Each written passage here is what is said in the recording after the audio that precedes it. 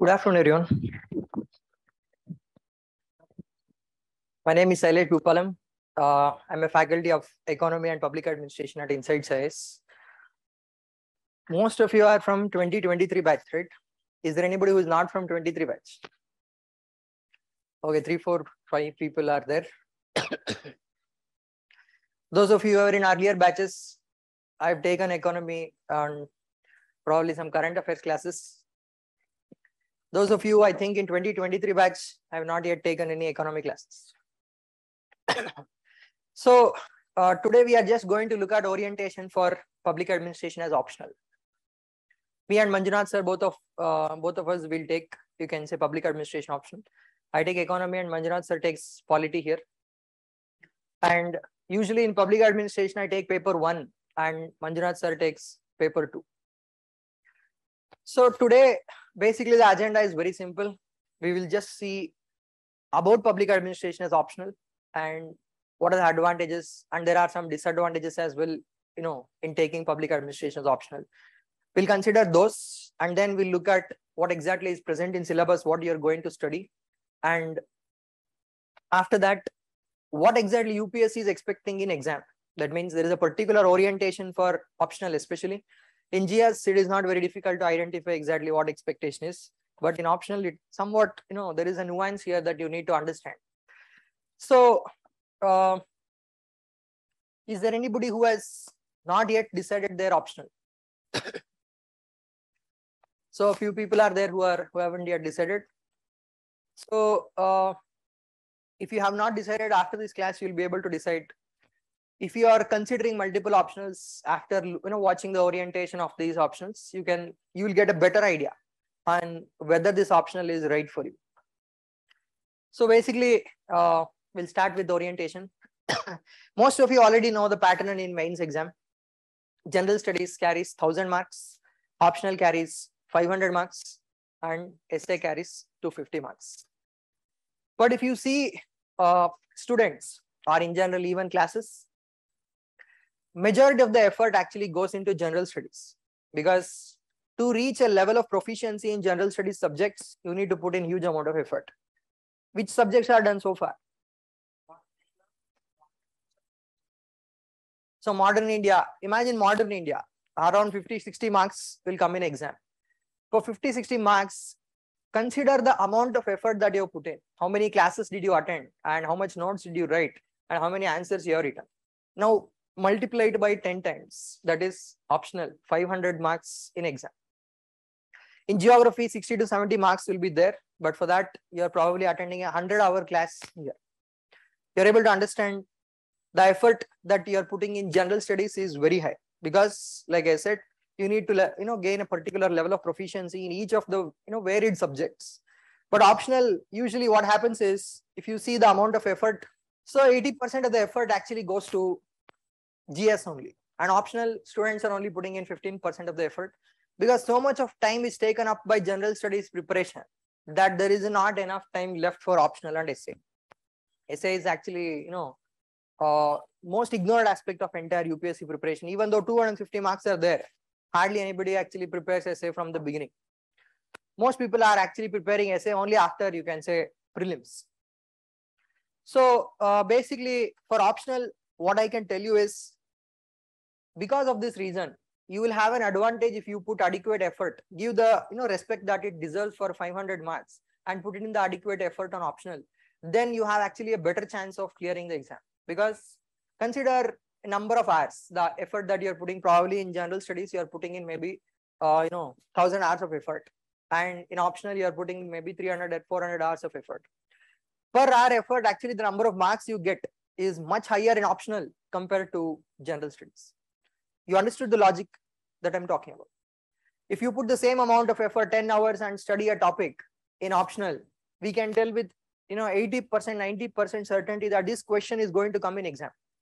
But if you put the same 10 hours on some GS topic, there is no guarantee that that topic will come in exam. You understood this? So because of this reason, if your optional is your strong area, then you have a better chance of clearing the exam.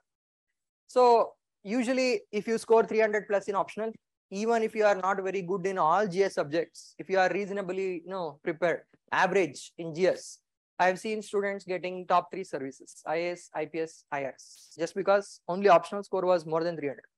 Essay is average, everything is average. You cannot be below average to get IAS, that is not possible. You have to be at least average, and maybe in 1 or 2 subjects you should be good. You understand? So in optional, the trend of marks for all subjects has been, you can say, maximum approximately is 300. This year also very few students have actually touched 300. 300 is 60% marks. So you can say this year a good score is 280. That means if you are scoring 280 marks in optional, that is a very good score, because overall the trend of marks, hardly only top 100 rankers have scored 280 marks out of 500. So this way, what I can tell you is optional, whatever subject you're taking, you have to keep around maybe 2.5 to 3 hours a day consistently. That means from whenever you start your optional preparation, probably today or maybe in another month, and from there until the day that you write exam, maybe for 2-3 months, that during the prelims time you can skip optional preparation and focus entirely on prelims, but then again you have to come back. If you have this kind of commitment towards optional, then you will score 280 to 300 marks. Consistent and regular effort in optional is necessary. And also one more difference is there between GS and optional. In general studies, the expectation from UPSC is not very high, because you are a generalist. That means you know a little about a lot of things. That means modern history you know a little bit, and geography you know a little bit, culture you know a little bit. You don't need to become an expert there. But in optional, it is assumed by UPSC that you are an expert in this subject. In fact, when they introduced optional, actually people used to take whatever they had done masters in, the same subject was, you can say, taken as optional. But these days, there is no link between what optional people are taking and what they have actually studied. But still, expectation of UPSC has not changed, that they expect you to have approximately master's level knowledge in that particular subject. You understood the difference in expectation from UPSC? You cannot have surface level knowledge in optional and score 300 marks. That is impossible. You need to have depth in optional. You need to have breadth in, you can say, general studies. That means even if you don't know in detail about everything, if you know a little bit, if you know, you can say 5 points about each of the topic, then you can write something in exam. But if you write something in exam in optional, you will not get marks. So that sort of understanding you need to have about how UPSC is expecting, what is the difference between general studies and optional in expectation of UPSC. You understood this point? Any questions you have so far? 2 things we discussed so far. First thing is the amount of effort students are putting in optional is less compared to GS. Second thing is the expectation of UPSC actually is high compared to GS. You can say this is leading to some sort of a divergence. Expectation of UPSC is like this, and you can say your effort is like this. This difference is there. That is why students are not able to score marks. You understood? So what should you do if you have to be able to score marks? Then, like I said, you have to give that time and effort to optional consistently. Whichever optional you take, actually this doesn't change. So far we are just discussing about optional in general. So you have to consistently give 2.5 hours. If you give maybe for 300 days this 2.5 hours, then you are at that level where a master student in public administration is at the same level of knowledge as you. What we are doing, actually, me and Manjunath sir, both of us have around 10 years of experience with public administration. I've written 5 mains with public administration optional. Manjunath sir also has written 5 mains with public administration optional. We also attended coachings, we made notes, and we enriched video test series, and we added a lot of examples, facts, everything. So what we have done now is we have integrated all our notes and created this class. Usually we take this class for around 300 hours. That means in the classroom itself, our primary goal is to make sure that you get complete understanding of concepts in the class itself. Only thing that will remain that you have to do is revise this and write, you can say, answers. So that is our goal overall. You can say trying to make it as comprehensive as possible and cover everything in the class. You understood this? So with regard to essay, today it is beyond the scope of our discussion today.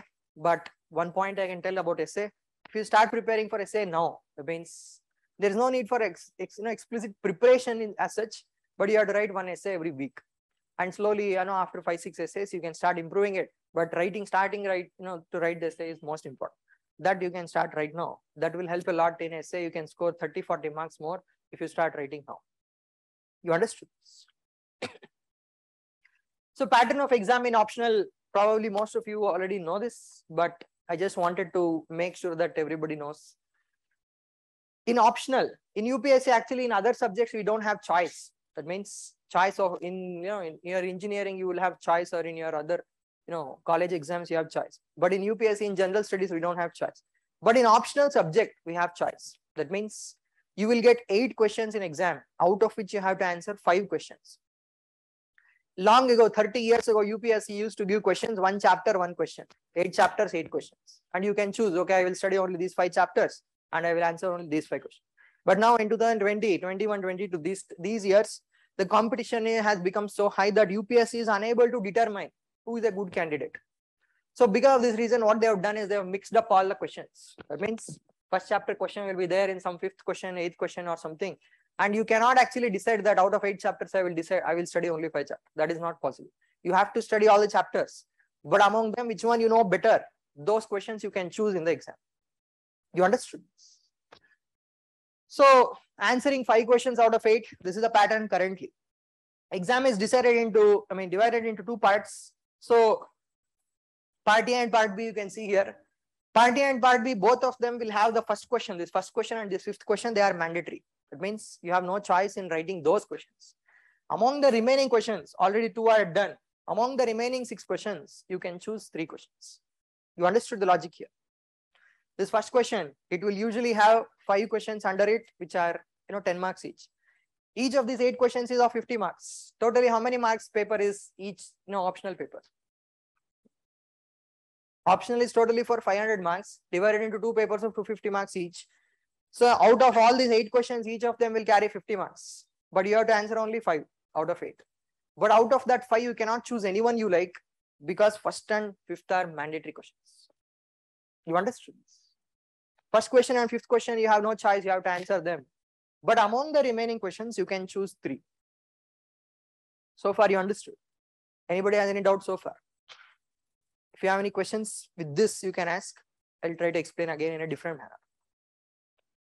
How many questions you have to answer in exam? 5. 8 questions will be there. Out of that, you have to answer 5. Out of that, 1st and 5th question are mandatory. Usually, they are all 10 mark questions in 1st and 5th. That means this 100 marks totally is mandatory. For the remaining 150 marks, that means for the remaining 3 questions, you can choose which 3 questions you are going to answer among these remaining 6 questions. And here, usually ABC question will be like 15 marks, and then 20 marks. Or 15, 15, or you can say 20, 20, 10. They will divide the 50 marks however they want. So this is totally 3 types of questions you can expect. One is 10 marker, one is 15 marker, one is 20 marker. This is the pattern so far. Sometimes, very rarely, they will split this 10 marker into 2 parts and give A and B question. But that is very rare. Most of the time, this is how the situation is: 10 marker, 15 marker, 20 marker. You understood so far? So this is basically the pattern of exam. So now that you understood, you can say how optional works and 500 marks is there and how you are going to write exam with regard to this. On the same day, exam will be there.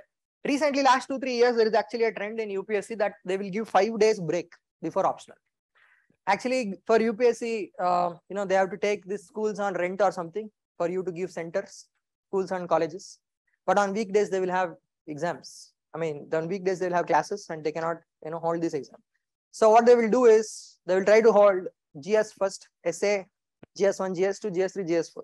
Then there is a 5-6 day gap because at that time, college or schools are running. And after that, again, the next weekend, there will be optional paper. You understood this? So around 5 to 6 days gap is there in the last 2-3 years. This is the pattern that UPSC is following. So that is actually a big advantage for you, because in those 5 days, if you have proper notes with you, you can do good revision of your notes at that time. And that is actually increasing optional scores. Actually, after they did this, optional scores started increasing overall by around 20-30 marks. Now what they have done is they have reduced the optional scores in general. That means the amount of marks they are giving, even though you are writing well, has reduced, because they don't want to, they want to give more emphasis on, you can say, GS only. That is why in general, the amount of marks given for optionals has been low in the last 2-3 years. We cannot say for sure what will happen this year, that nobody can tell, but I can only tell what is the trend so far. Based on that, everybody is preparing, and you also can prepare on the same trend, because if it is a shocker there, everybody will be shocked, not just you. So basically, that is the pattern everybody will follow in JAR. Last 10 years pattern we see, and we try to prepare for that. And in this year, a 90% probability is there that same pattern will be there. But sometimes there is a 10% probability that they will change the pattern a bit. But because it is not like only you are getting, you know, some sort of a disadvantage. Everybody is disadvantaged. It won't create any negative impact on you. So in general, with regard to public administration, probably everybody would have heard this. So it has a lot of overlap with GS2. Entire polity actually is covered in public administration itself. Along with that, governance part is also entirely covered in public administration. Only one part of GS2 is not covered in public administration. Which is it? That is in GS3. In GS2, 3 subjects are there. That is also GS3. IR is there in GS2. Polity, governance, and international relations is there in GS2. So out of this, you can say polity and governance is covered in public administration. International relations only is not covered in public administration. You understood this? So you could say 70% overlap is there in GS2. And in GS3, not much overlap is there. Disaster management and some aspects are security issues or minor aspects are there. You could assume around 30%. Financial administration and financial policy is present in public administration, out of which we will cover some part of economy. So 30% overlap with GS3 is present. And GS4 actually, GS4 ethics contains 3 parts. One is related to psychology, second is related to philosophy, and third is related to public administration. These two are 30% and public administration is 40%. So that means public administration part, it has an overlap with GS4 also. So I've seen many students who are capable of, who are using this public administration knowledge to get better marks in, you can say, GS. You can easily score around 50 marks more in GS if you prepare well for public administration because of this overlap. You understood this? So you can think of it this another way. You can reduce the effort of around 50 marks if you choose public administration as optional compared to other options. So this is advantage. You can say one big advantage of public administration is so much of overlap is there between general studies and public administration that if you choose this, there is, you can say it will reduce the amount of effort that you are putting in, and also it will improve your answer writing, and you will have much more nuanced and much more, you can say, mature type of viewpoints with regard to issues that you are writing in general studies. So that will give you better marks. And so interlinkages between GS and public administration. Deeper understanding of issues because of public administration helps in writing good answers in GS. Especially you are writing conclusions in general studies answers. What will you usually write as conclusion? Something related to future. If you have to think about the future, you should have some viewpoint on the particular issue, a deep understanding of the particular issue, whatever they are asking question. Because public administration, we are going to discuss these issues in much more depth than general studies. You will get that advantage of having a, you can say, deeper perspective, and you will write better conclusions and better answers in general studies. So that will give you an advantage. Facts, specifics, examples from GS helps in writing good answers in public administration. The reverse is also true. You don't have to, mug up specific facts for public administration. Whatever you study for general studies 2 and general studies 3, same things can be written. Only the specifics I'm talking about, facts, examples, etc., in public administration answers, and you will still get marks. You understood this? For GS2 and GS3, we'll tell you in class how to, you can say, go about this in detail, in proper methodology we have created. So based on that, you can make sure that you will study GS2, GS3, and you will use that knowledge to get more marks in public administration. You can increase your public administration score by around 20 marks if you can use this knowledge properly. You understood this? So this is another advantage. You can use, you can say, interchangeably what is in GS to public administration, what is in public administration to GS. But where you have to use, how you have to use is also important, which you will know by attending classes. We'll tell you exactly this is how you have to use and this is how you should not use, so that you will be able to gain, you can say, good scores. Some technical aspects in public administration should not be used in general studies. Then you will not get marks. General studies, as the name suggests, it is general means basically exam's objective is if a 10th standard student reads your answer or your essay, they should be able to understand it. If you start writing technical aspects there, they will not understand it. That is why it is called general essay, general studies. You understood?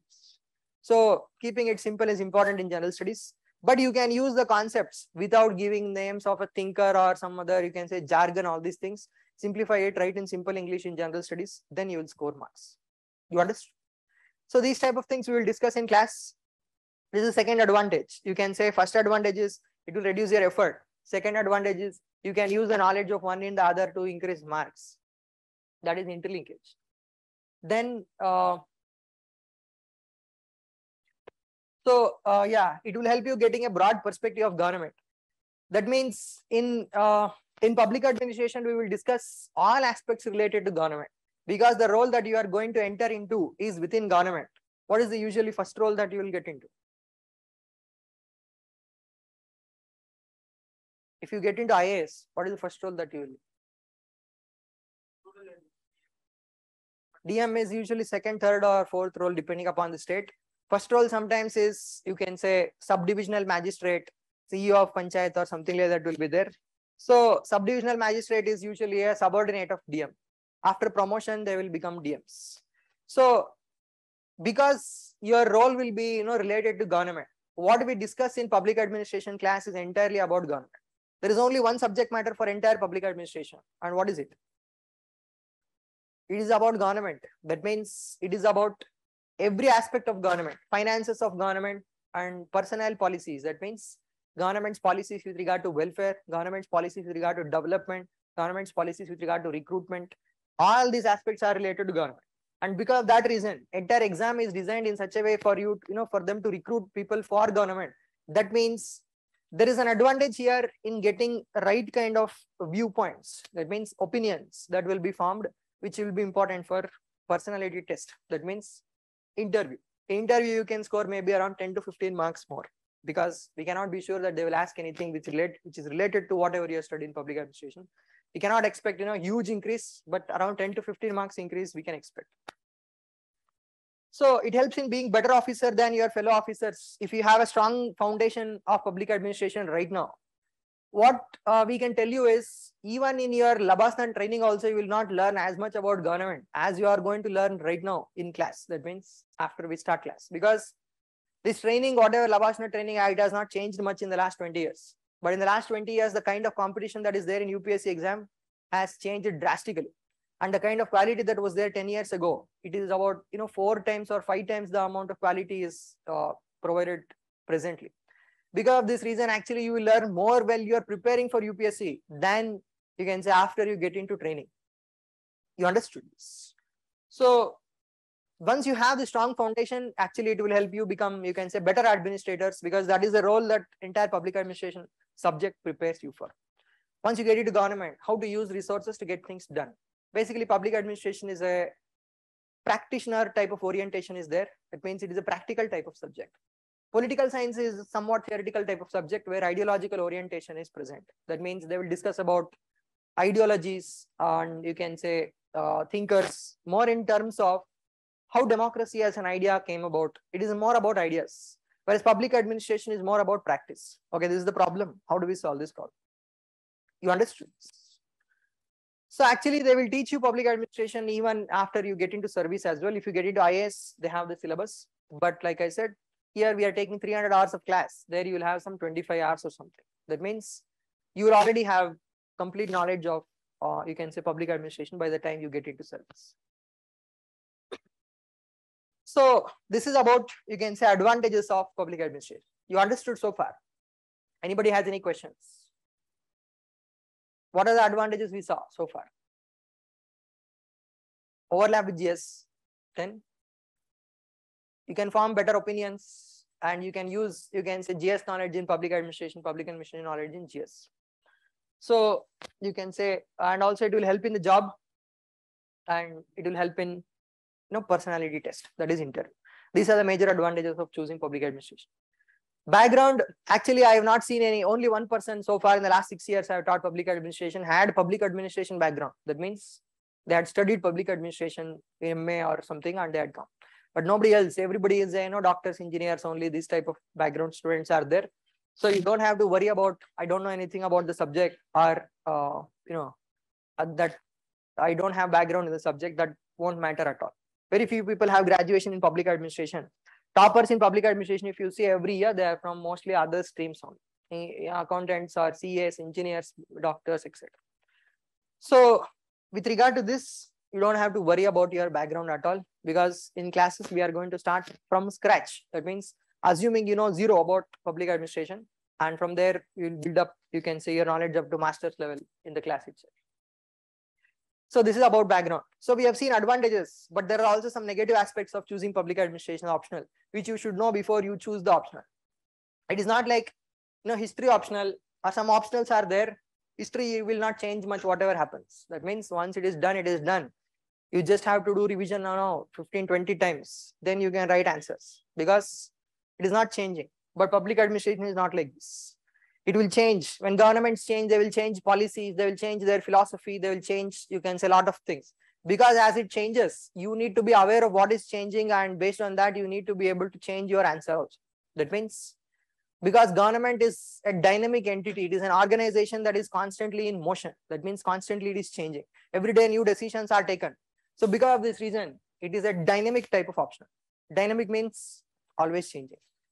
So we will teach things in class. After we teach things in class, maybe one or two things about whatever we have discussed may change. And then where will you find it? You will find it in your monthly compilations, whatever you are already reading for general studies. You don't need to read anything extra for public administration, current affairs.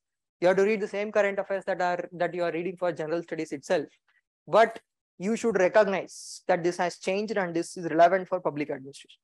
You understood this? So that is, usually if you are good in current affairs, that means if you are putting in adequate effort every day 1 hour or something on current affairs, then it won't be a problem for you that it is dynamic. But if you feel you are weak in current affairs and you need some, you can say, static subject, then it is, public administration is not going to help. It is better to choose some other static subject which you like, history or something, which you will not change. You can say, read the same material again and again and write exam. You understood this? So that is one negative aspect. Then syllabus of public administration is less. It's not very high. Some geography or political science, they have large syllabus. But public administration syllabus is low. So what used to happen was, huge amount of students used to take public administration because it is easy to study, nothing complex is there, and syllabus is low. 80% students in UPSC 15-20 years ago, they used to take public administration. So UPSC was unable to determine who is a quality candidate among them, because everybody is taking it. So what they did was, they increased their expectations. Now, even though syllabus is less, the depth of understanding that is required for you to, you can say, score well is high. You understood this? So expectation from UPSC is high.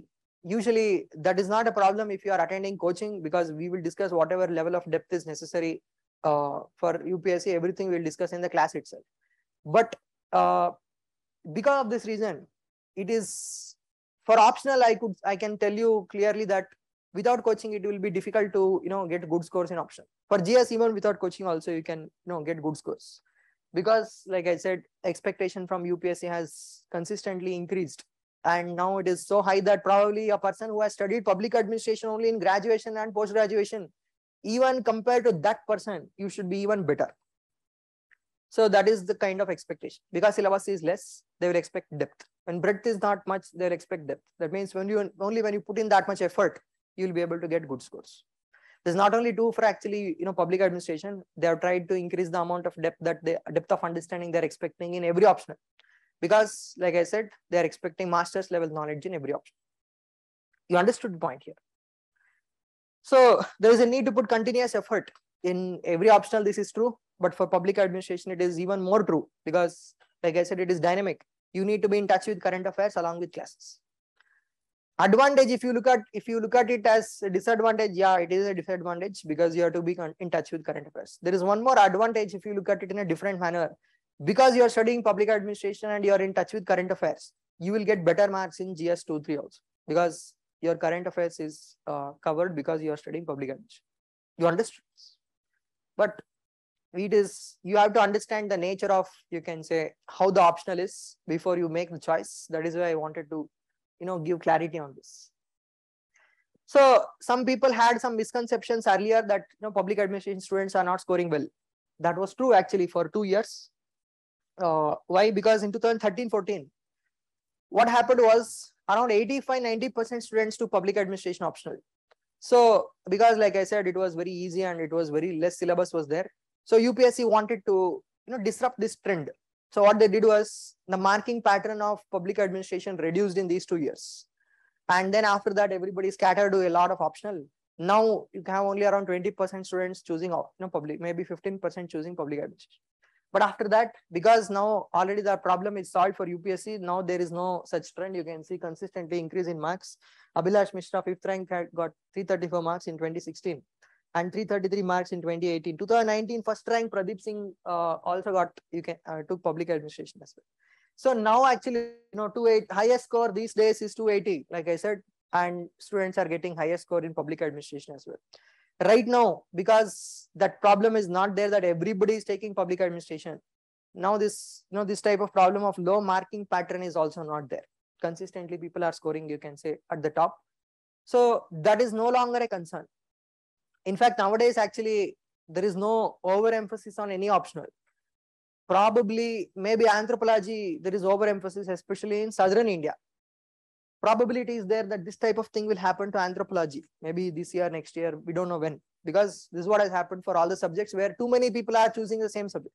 You understood this? So basically, what we know for so far only, few days has happened. 288, 285 marks, which is actually one of the highest in optional this year. In public administration, there is consistently, good marks are being scored. So you don't have to worry about UPSC's marking pattern that good scores are not coming. You understand?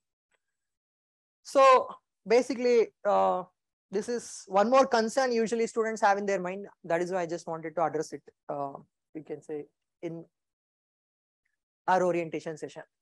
Then when you are choosing optional, what parameters, based on what parameters do you usually choose optional?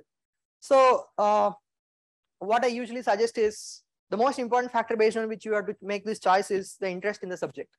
Because as I already told you, there is need for consistent effort over a long period of time, maybe 1 year, 1.5 years. If you are not able to clear in one attempt, maybe even more. If you have to be able to put that kind of effort consistently for such a long time, then your interest in the subject is very important. Imagine you choose a subject because somebody said, this subject is good and you don't have interest in the subject. Then what happens is you will study maybe for 6 months. After that, you will not feel like studying it. And then, somebody else who has interest in the subject will outcompete you because he has been putting more effort. You understood the logic here. So if you are able to have interest in the subject and you are able to consistently put effort, today actually it doesn't really matter which optional you take. That means if you have that kind of interest in the subject, you will still score well. Regardless of even, you can say, any subject you take, it won't matter. So that is the most important 80% weightage you can give to whether I have that much interest in the subject that I will study for more than a year consistently every single day for 2.5, 3 years. You understood the logic here? So second, trend in scores in UPSC mains. Like I said, I just showed you that trend in scores has been good and that is not a problem currently. So far, I'm not aware clearly about other subjects. What I know is in geography, I think last year and 2-3 years, trend in scores is low. And in anthropology, it was high. But like I said, anthropology has been, a lot of students have been taking it. We don't know what will happen because of that reason. But overall, trend in scores in public administration is not a problem in general. And if you have interest in the subject, and you can say trend is not a problem. And syllabus overall, like I said, syllabus is concise, but you need depth in the subject. That means you need stronger understanding because expectation from UPSC with regard to conceptual clarity and understanding is high. So concise syllabus is also another advantage. Overlap with GS, which you already discussed. Availability of material and guidance, like I said, we have already integrated everything into classes as much as possible. Only whatever we are asking you to do extra other than class, only that much you can do. Around only 10 to 20% of extra effort is necessary other than class. Remaining everything will be covered in the class itself. So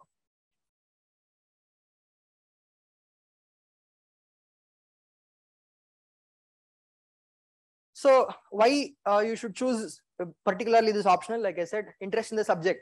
It will help you work in difficult times. That means usually if you are preparing, UPSC preparation is not like a sprint where you do it for a month and then you forget about it. It's not like that. You have to prepare for 1.5 years, sometimes maybe more.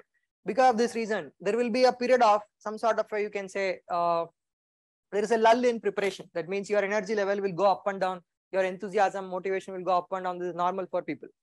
And in this phase, where you don't have the kind of enthusiasm and energy, if you have strong interest in the subject, even in this phase, you can maintain some level of effort on the subject. You understood? That is why interest in the subject is very important, and it will help you, you can say, overall, if you see how much effort that you have put in at the end of the year before you give mains, then it should be, you can say, compared to everybody else, you should have outcompeted them in the amount of effort that you have put in. Then you have very good chance of clearing the exam.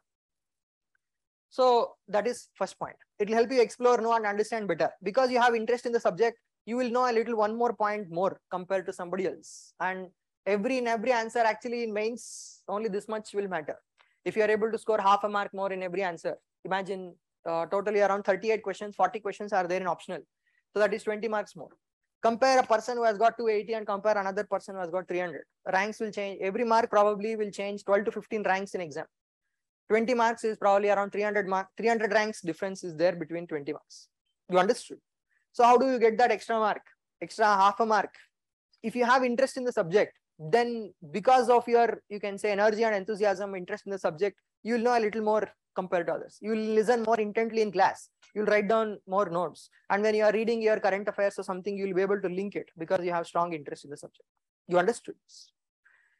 So if you have good interest, it will make you feel the subject is easy, because even though you are putting in effort, you have to put in effort whichever optional you take. But if you take optional in which you have strong interest in, it won't seem like it is a huge effort.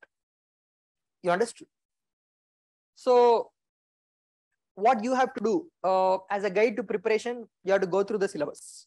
This is not only true for actually public administration. You have to have syllabus on your fingertips for entire, you can say, main syllabus. You should know what is there in GS 1, 2, 3, 4, and even public administration also. Every single point. You cannot mug up in a single day maybe, but go through the syllabus once every day. Or in 30, 40 days, you will have everything, you can say, clear in your mind. Okay, this point is there, syllabus, and no, this GS paper.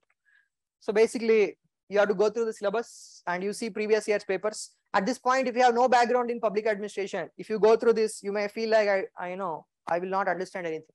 But even though you will not know the concepts, it will still give you a general sense of, you can say, how UPSC is asking questions. What exactly are they expecting? Go through last 5 years question papers and go through the syllabus. And it will also give you an idea on what exactly are we going to study in public administration. That means what is the subject about? What is the subject matter in general, you can say, in public administration. This part, like I said, I already discussed the pattern. 8 questions are there, out of which you have to answer 5. Earlier, we could actually leave some topics, 1 or 2 chapters to, people used to leave 10 years ago. But nowadays, they have jumbled up the questions in such a way that you cannot leave any chapter. You have to read all chapters. Now we have to relate other topics to it and have understanding of all topics as well. Sometimes the question will come in which you will not be able to understand exactly what topic they're asking the question from. Then you have to answer it broadly, taking points from different topics and writing the answer. You understood? So this we will discuss in detail in class. This is the change in pattern, you can say, pattern of questions that has happened. How to answer these type of questions, we will discuss in class. So usually you will have to continuously write answers also on a daily basis as classes progress. Like GS in public administration also, mostly previous year's questions you can take on. We will give you in class basically on the same topic, whatever we are discussing. You can take that previous year's question and you can try to write the answer. Initially, answers what that you write may not be very good, but still it is important to write the answer. Next time, once you have better understanding of the topic, you will improve that answer. So writing answers is more important than writing, you can say, good answers, perfect answers. Right now, it's not important. What is more important is starting writing answers. So, however, priority of all the topics in UPSC exam is not same. In public administration, more priority has been given to in paper 1 first 4 units, and about 150 to 180 marks out of 250 marks are coming from first 4 units, even though 13 units are there. So no, it doesn't matter which coaching you go, there will be more focus on those chapters on which you can say that is the foundation of entire public administration. All other chapters are somewhat linked to the same chapters. So we'll give more attention to those chapters, and once you understand them, everything else is actually easier, you can say, after you understand them. So we will prioritize particular chapters, and we will get a strong grip on them, understanding on them in the class itself. So here I just wanted to discuss briefly what is there in syllabus. First part is, you can say, administrative theory. This first entire paper is administrative theory. In that, introduction chapter is just like mini public administration. It is like a trailer to a movie where you will know briefly about what is there in public administration. So that is the first chapter that we will take. First chapter, actually, if you know this chapter very well, you will be able to answer every question in public administration, you can say paper 1 to some extent, where you can get maybe 20% marks or something, because you already know a little bit. You understood this, because it is like trailer. You may not know entirely the whole concept, but you will know a little bit. And then administrative thought. From here, basically, we will delve into depth of organizations and administrative theory. Basically, what are we going to study in this? As an administrator, imagine you get into government, you are a district collector. How do you get things done? How do you make sure that people are motivated consistently? How do you act like a good leader? So how do you manage finances of government? It is actually purely practical type of orientation. What you have to do, what is the problem you are facing, and what is the solution that you have to bring to that problem. So entire administrative thought, you can see participative management is making sure that you can say workers' participation is taken, and their suggestions are taken, so that they feel better and they will also contribute more to the organization. We get better ideas. So similarly, Simon's decision-making theory, how you can take better decisions when you are in office. So all this entire administrative thought and administrative theory, Weber's bureaucratic model, how bureaucracy works. And in this bureaucratic model, actually, you can say it is the most important theory. I'll discuss in 5 to 7 classes it will take to discuss, complete depth of bureaucratic theory. So then administrative behavior, you can see process and techniques of decision making, motivation, morale theories. That means, like I said, how do you motivate your employees? Usually a district collector heads around 6,000 to 10,000 employees will be working in a district who are working for government, and district collector is heading all these people. How can we make sure that everybody is motivated and is contributing to, you can say, development of the district? So that is basically, we will try to relate it with paper 2. That means how a district collector can motivate people, how prime minister can motivate all the officers. So we will try to see the theory, and then we will try to see how we can implement this theory in reality. Once we do this is what they are expecting also. Once you have done this, then you can become a better administrator or not. Because a lot of research has been done and they have identified, okay, this is how it is possible to motivate people. Then once you get into government, because you already have this, you can say, foundational knowledge, it will be much better, you can say, for you to operate.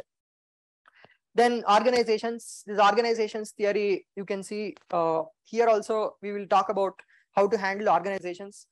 Overall, with regard to organizational theory, this first, second, and third, fourth unit, I'll be taking in the beginning, because this is the foundation of every other chapter that we will see.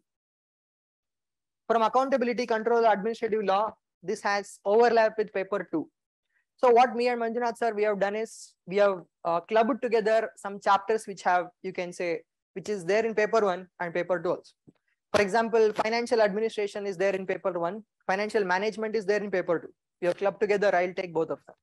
And personnel administration and civil services in paper 2, I'll club both of them. So these two are, you can say, related to some paper 2 topics, and Manjunath sir will take them. Then comparative administration and development dynamics. So this part also Manjunath sir will take. And personal administration I'll be taking. Like I said, in paper 2, we have civil services chapter. Along with that civil services chapter, personal administration will integrate. Civil services means we will discuss about how civil service, policies are there presently, from historical aspect of civil service in Kautilya and Mughal era, and currently what is there, how recruitment is happening, how promotions are happening, what is the role of, you can say, civil servants exactly. You will understand, like in polity, how you understand, you can say what is what prime minister will do, what chief minister will do, what parliament will do. Same way in public administration, you will actually understand what district collector will do, what chief secretary will do in detail, so that you get clarity on how government is working. So then, like I said, techniques of administrative improvement, you can gather from the name itself. Public policy means policies implemented by government, how they work, and along with, you can say, the organization, what is the goal of the organization, achieving the goals basically through policy. Anybody knows what is the meaning of policy? You might have heard of a lot of policies, right? What is the meaning of policy? Objective of government. Okay, roughly you can say government has a particular objective or a particular goal to achieve. So to achieve that goal, they create policies. So basically, we will study how policy making is done in government. A lot of policies are there. Swachh Bharat Abhiyan, MGNREGA, all these schemes that they have created, they have particular goals to achieve. So we will study, you can say, in public administration, how exactly these policies are made, how we are implementing them, and is there a better way to implement them? Is there any problem in current implementation mechanism? So you can see by now that our entire focus area is government.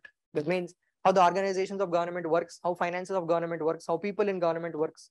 So this is basically entire paper one.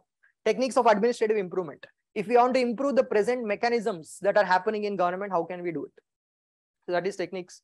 And then financial administration, like I said, financial administration and financial management is related to government finances. So money in government has been, compared to blood in the human body.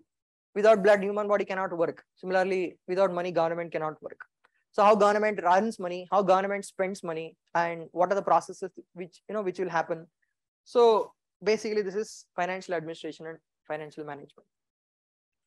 Paper 2, mostly Manjunath sir will take, paper 2. Like I said, some chapters where overlap is there, I will take those chapters clubbed together, and remaining part Manjunath sir will take.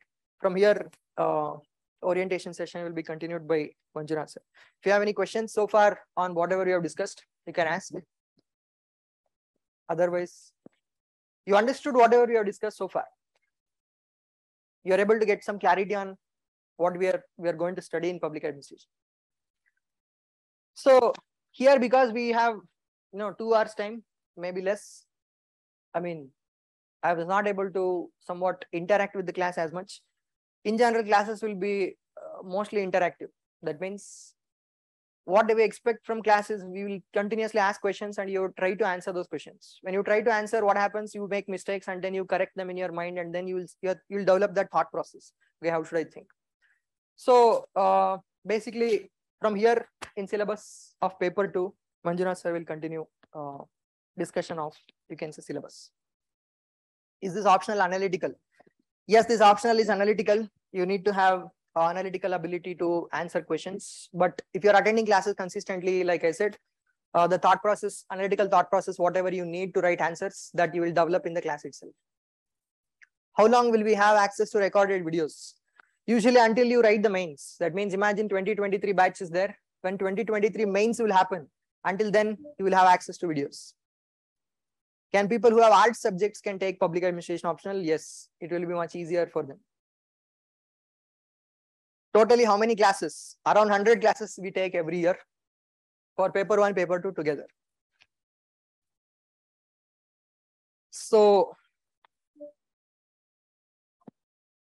how many months? 3.5 months to 4 months maximum we have taken last year also.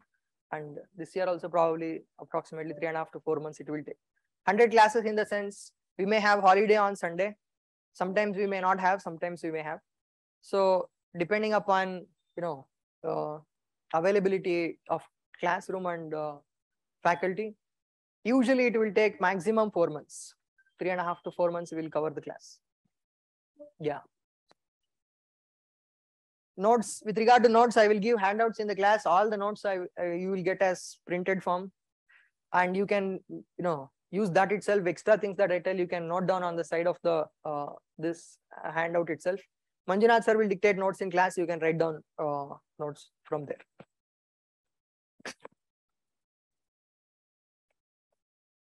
I'm weak in analytical skills. So if you are weak in, if you feel you are weak in analytical skills, you have to make sure you attend the classes properly and you do revision of class notes every day. If you do that, you will develop the necessary analytical skills by the time we take entire 100 classes. Because we are covering comprehensively, you don't have to worry that you are weak or strong in something. That doesn't matter. As long as you are going through the process, whatever we are asking you to do, you will develop all the skills necessary. How many hours a day? Usually 3 to 3.5 hours a day will be there. Timing of class, we have not yet decided. We have to contact office and, depending upon availability of class, they will usually last 2 years. It was in the evening, 5 to 8 or something, 4:30 to 7:30. Probably, we are not sure, but probably that will be the time. Most of you guys belong to which batch? Batches? 23. Last year, I think a few were from batch 4, batch 5. Are there any, like, let's say, batch 3, batch 4, batch 5 of last year? How many are there? Okay, so 2023 batches. Okay, it's a combination then, because we wanted to see how many people are there. Yeah, so my name is Manjunath. I handle polity governance section of GS and public administration along with Shailesh sir. So till now, obviously, Shailesh sir has already explained what is the basics, so what public administration deals with and all those aspects.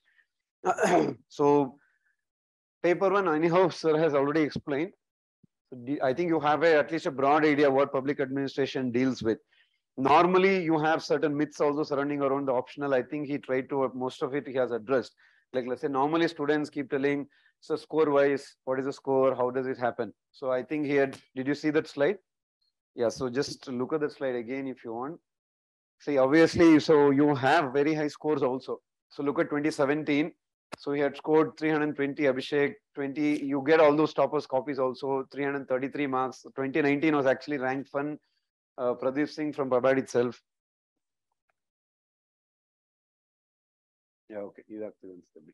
So rank 11, Nupur Goyal, actually that year she had got the highest in any optional for that matter. Not just, I'm telling, for Babad. Every option will have its own topper.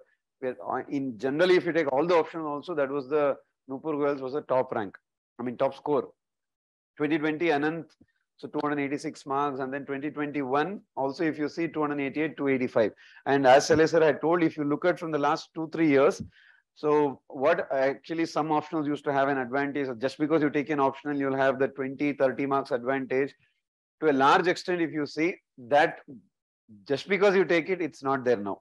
More or less every optional they have brought to a kind of level playing field. So you can score till 260 to 270 easily. I mean, at least if you have a great, I mean, a relatively basic hold and all those things. Going till 290 is 300, which is actually the highest score also. Even if you look at toppers, they have also scored, I think rank 1 also had scored somewhere around 290s in history optional. So anywhere you go, it is that range itself. And humanities, that is normally the range. Maybe some optional, like let's say, I think this time someone has scored 320 from maths or economics. That kind of optional, you'll always have a scope. But you know those optional challenges also. If you take, like, let's say you're from engineering background, mechanical or civil or electrical, that is the only 3 subjects you have. So what is the challenge? You have to study more. Obviously, because that's like whatever you studied 4 years, everything you have to cumulatively study here. And you will not get, normally you will not have classes, peer group, you will miss, friends group and all those things. Test series, like let's say a lot of students have medical, law background. They have an advantage because they already know the subject. They don't want to study anything new. But what is the challenge? Where do you get your answers corrected? How do you study? How do you get it reviewed? That, and what is the advantage? Do you have any overlap with GS? That also will be an advantage, disadvantage, or you can say kind of challenge for them. So that is, every option will have that. And as Sarah already mentioned, that kind of minimum interest, what kind of syllabus you have, what is the scoring marks, all those things will also matter. See, this year also 288, 285, actually ranked 17, yes, but her, I think, I forgot her name. So somewhere around 260s. Actually, if she had got another 10, 15 marks, probably they could have come into top 4, top 5 also. So in respect to this, I think don't have that kind of a myth that it is not scoring all those things. It is not true. Any optional, if anybody is telling you just take the optional, you will get 270, 280. Actually, it is factually also it is actually not true. You just go look at top 10 toppers. You will find it from every optional. Did you see that?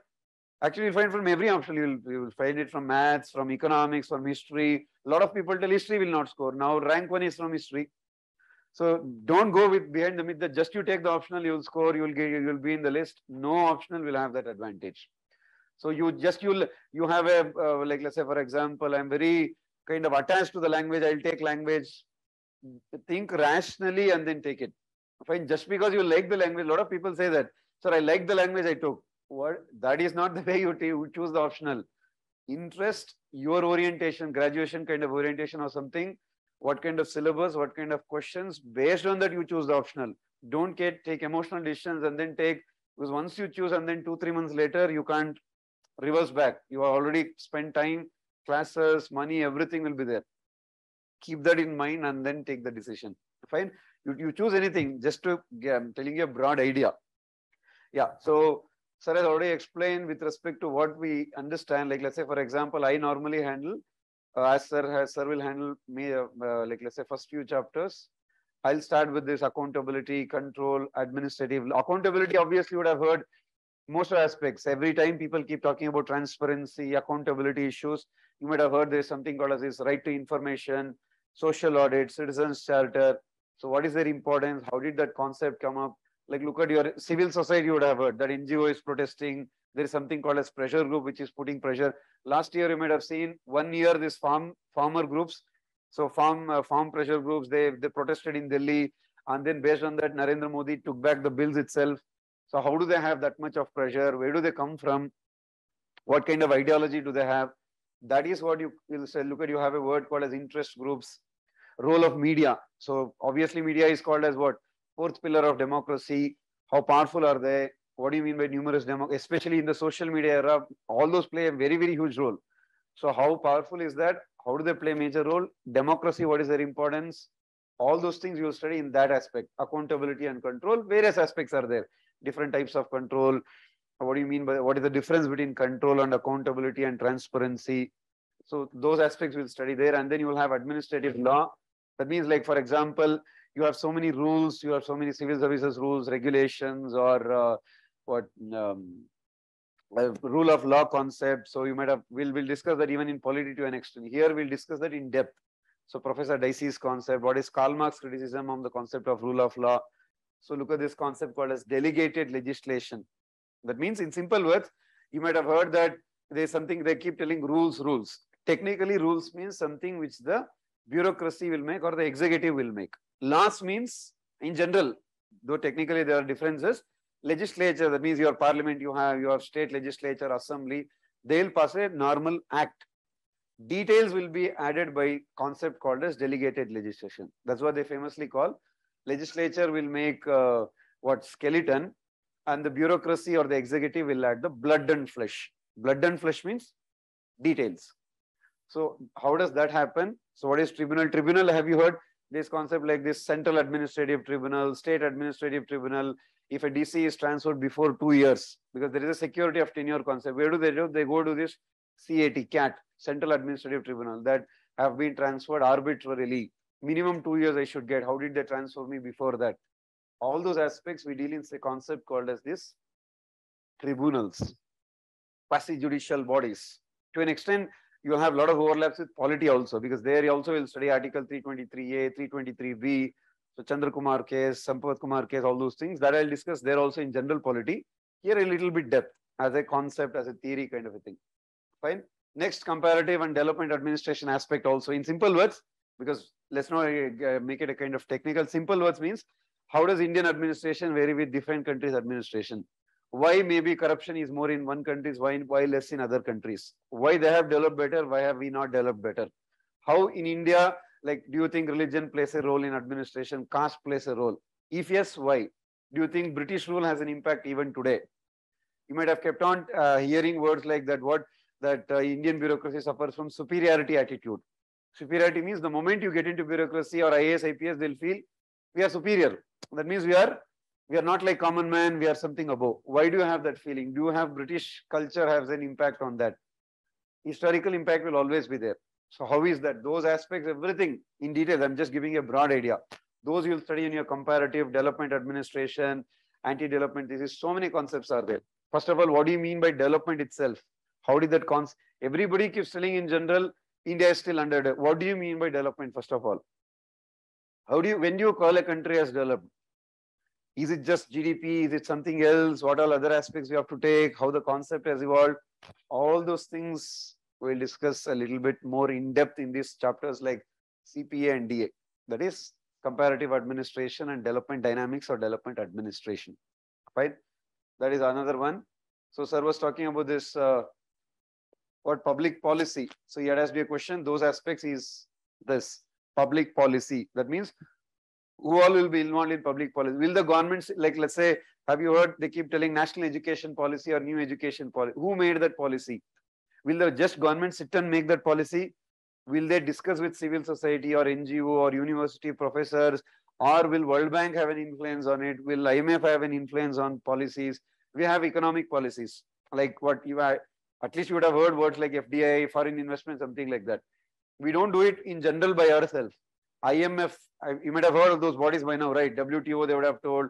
IMF, they would have told. In general, though if you don't know the details, I'm telling you 2023 batch. Last year, at least by now, you would have had IMF. They all will have an impact on our LP. Have you heard we keep telling 1991 LPG reforms they tell? That was not done by just by our own. There was pressure from IMF, there was pressure from World Bank, there was pressure from so many. How do these international organizations have an impact on our policy? All those aspects you'll study under your public policy. Various groups are there. So Marxist, what does Marx think about policy? Karl Marx, you would have heard communism, socialism, that person. What is his idea?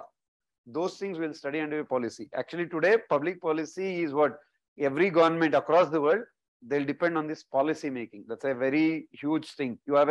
They do separate degrees, separate everything on these public policies itself. Right? All those we'll study it. Then yeah, so some techniques of tools, everything are there. Paper two mostly, any optional you go actually to a large extent, will be mostly about the practice aspect, that is practical aspects. Yeah, we'll discuss about fee and everything. I will tell you those details. So online class for Delhi. Yeah. Yep. So paper two mostly will be about Indian administration. So in fact, you can say in general, whatever we discuss in polity, in general polity, what we do in GS, to a large extent, chapters right from your president to parliament to fundamental rights to DPSPs to center state relations, everything, emergency issues, all those things study 40% you can say will overlap here also.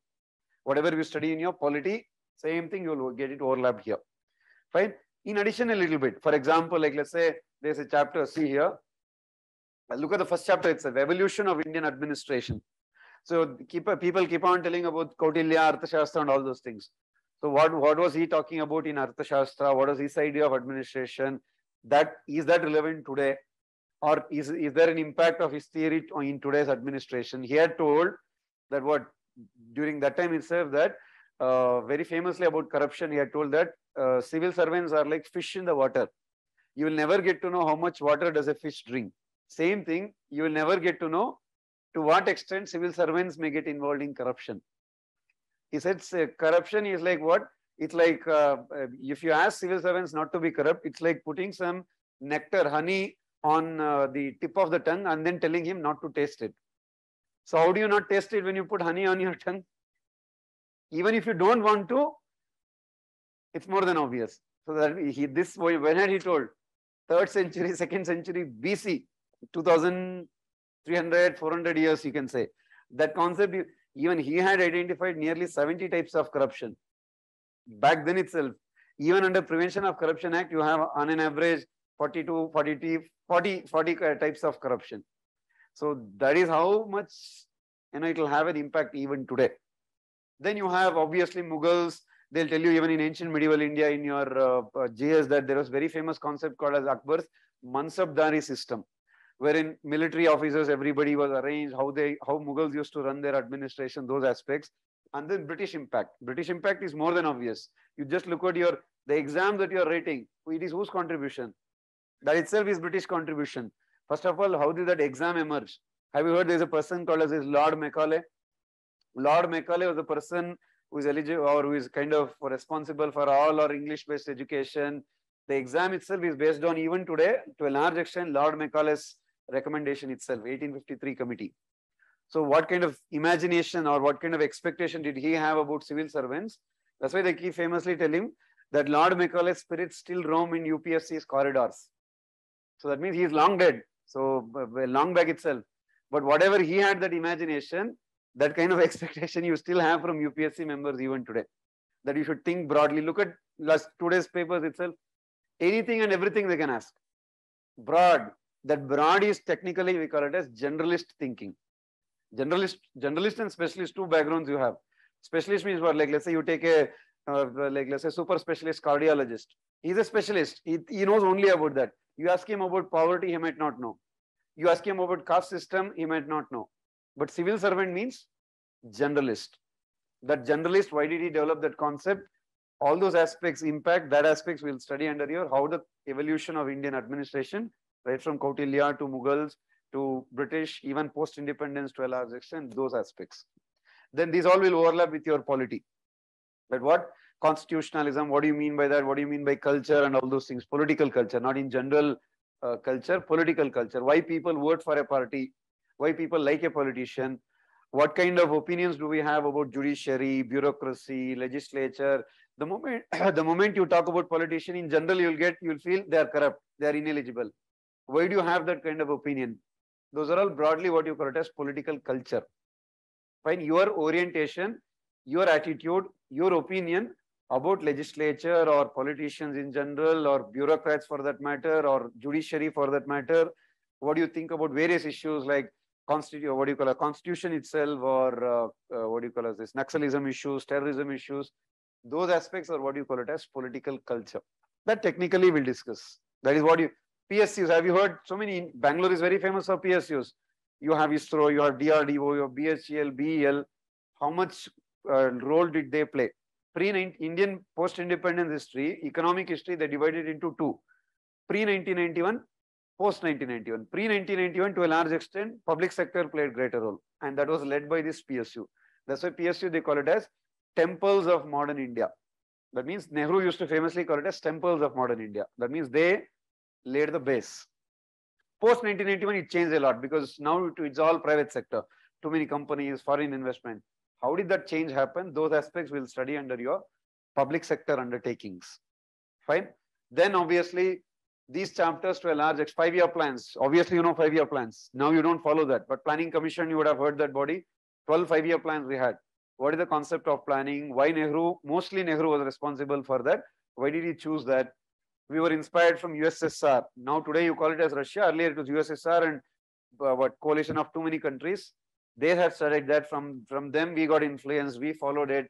All those aspects. Look at the words planning commission roles, NDC role, and constitution issues. So many aspects are there that we'll study under your 5-year plans. Today you have planning commission replaced by which body? Niti Aayog. Why did that change happen? What are the criticisms of planning commission? Why did Prime Minister Modi or in general, why did people feel planning commission is no longer relevant? What is the difference between planning commission, Niti Aayog? Those all aspects we'll study there.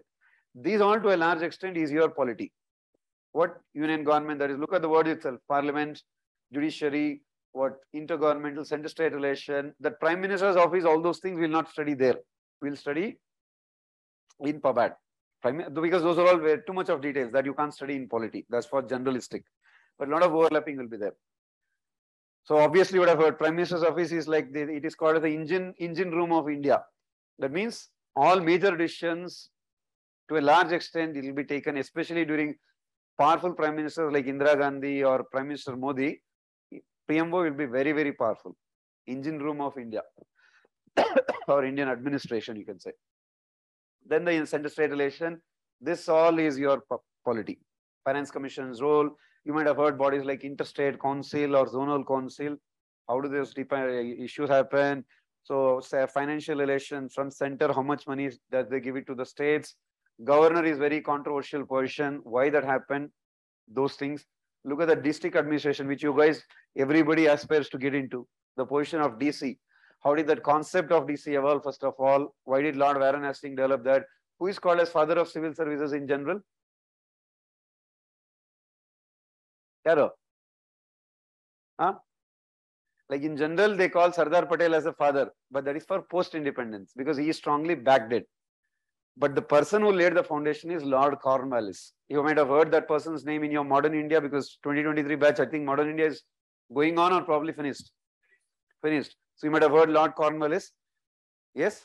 Yeah, that person is actually the father of civil services, because he laid the base for whatever you are studying now. I mean, the kind of positions. That's why he is called as that. Why did that happen and how did that change? Today, what is the role of DC? Has it changed again over a period of time? Today, DC is not the DC of British era. Today's DC is not the DC of Nehru era also. Because today, too many powerful positions are there. People are more aware. They can question anybody. But British time, what is he called as? He was called as a Little Napoleon. Little Napoleon. Here, DC was referred to as he is the tortoise on which the elephant size of Indian administration rests. Imagine he is a tortoise. Indian administration is like an elephant. And who has to carry that elephant? This tortoise. That was the level it was described as. So why did that happen? How did that happen? How it has changed? Those aspects is your district administration, DC role. Especially DC you can say. Then police. Urban local bodies, you would have heard panchayats, municipalities, you have BBMPs, you have panchayats, those aspects. To a large extent, we'll study there also, 73rd, 74th Amendment, how the concepts have evolved, all those aspects. This all is your polity itself overlap. This is your IPS, law and order administration. Why police behave the way you behave? Why the moment you look at police, why do you start running from them? Fine, why do you feel they are corrupt? Why corrupt? I mean, I'm trying to make it a little simple, but theoretically also there's a reasons for that. There are two types of police. One is called as what? Royal Constabulary Irish system. Another is London Metropolitan system. So those are all technically we'll discuss, because if I tell them now, obviously you'll feel like, what is this? But why does that happen? Have you seen, like, let's say 90% of Indian police is constables. 5 to 6% is ASI, SI, those people. Only 1% is DYSP, SP and above. Why did this happen? No major country will have this kind of structure. Why do we have? This is also British impact. Fine, because they put the British in those major positions, 1%, rest all were Indians. So recruit them as constable, head constable, let them do all the duty. They will control sitting at the top. That kind of structure we follow, continue even today. That's what is your IPS. To an extent, a DYSP also, but most specifically IPS. That all aspects we'll study under your law and order administration. So now today it's all more complicated. You have organized crimes, cyber security issues, Naxalism issues, terrorism issues, all those, how will you handle? Those are all your law and order administration issues. And then you have other significant issues led to what? So many things: National Human Rights Commission, corruption issues, citizens and state relations, coalition government. So multiple parties working together. Those aspects we'll study under your other last few chapters. That is overall idea of your syllabus. Then how the classes will be structured to an extent, sir has already told. On an average, we'll have around 3 hours of class. Timings probably, I think it will be in the afternoon, because morning it will be occupied generally for GS. It will be in the afternoons. Fine, as sir has already told, it will take around 3.5 to 4 months. Any option you take for that matter. Around you can say 100 classes, 100, 105, 110, but 100 you can say that. That means around 300 hours you need.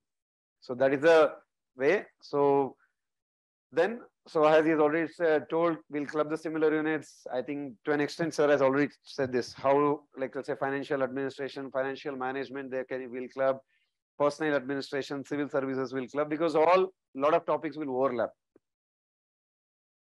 What do we have to study? Research, talk about this. Yeah, so the major book that you have for PABAD is, you can say, Radha Binod. So what he has done is, actually it is not something which is prepared as a new one. The major books are the rest ones. And what this person has done, he's also an IAS officer. So what he has done, he has compiled from various other sources and put it in one book. That's what is your written by an author called as Radha Binod. He's an IAS officer, both paper 1 and paper 2. It's like a synopsis of Bhattacharya, Arora, Goyal, Prasad and few second ARC reports and everything. Right? If you want to study a few basics, you can also refer to IGNOU BA Public Administration materials you'll find. So you can go through that in the beginning now, because if you want to need a kind of basics, you know, don't IGNOU BA Public Administration, also a few chapters, because we'll start with your introduction and thoughts. Sir will start with that. For that, you can start studying a little bit, because rather directly, if you go to Radha Binod, also you might not understand sometimes. If you understand, it's well and good. You can go to IGNOU BA Public Administration. You will find PDFs online. You don't have to purchase or nothing. Just go to the website, download, study Introduction, Administrative Thought, just to have a broad idea.